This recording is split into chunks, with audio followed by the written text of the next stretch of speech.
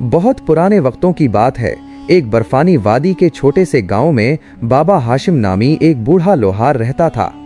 वो दिन रात आग की भट्टी के सामने पसीना बहाता, लेकिन बमुश्किल 2 वक्त की सूखी रोटी कमा पाता। एक शाम एक अमीर सौदागर अपनी घोड़ा गाड़ी ठीक करवाने आया और जल्दबाजी में हीरों से भरी अपनी मखमली थैली वहीं भूल गया। रात को जब बाबा हाशिम का भूखा पोता उस थैली को देखकर खुश हुआ तो बाबा ने उसे प्यार से समझाया, बेटा, जो लुकमा हमारी मेहनत का नहीं वो पेट की भूख नहीं मिटाता बल्कि रूह को बीमार कर देता है। हराम की दौलत घर को जला देती है। तूफानी रात और शदीद बर्फबारी के बावजूद बूढ़ा हाशिम अपने ज़मीर की आवाज़ सुनकर इस सौदागर को ढूंढने निकल पड़ा और मेलों पैदल चलकर वो थैली उसे वापस की।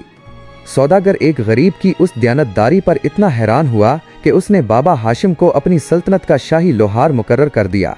सच है, ईमानदारी का बीज हमेशा कामयाबी का सबसे मीठा फल देता है। सबक: ईमानदारी वो वाहिद दौलत है जो कभी चोरी नहीं हो सकती। जो इंसान मुश्किल तरीन हालात और शदीद भूख में भी अपने ज़मीर का सौदा नहीं करता, कुदरत उसे ऐसी इज्जत और रिज़्क से नवाजती है जिसका उसने गुमान भी नहीं किया होता। इंसान की सच्ची पहचान उसके बुरे वक्त में होती है।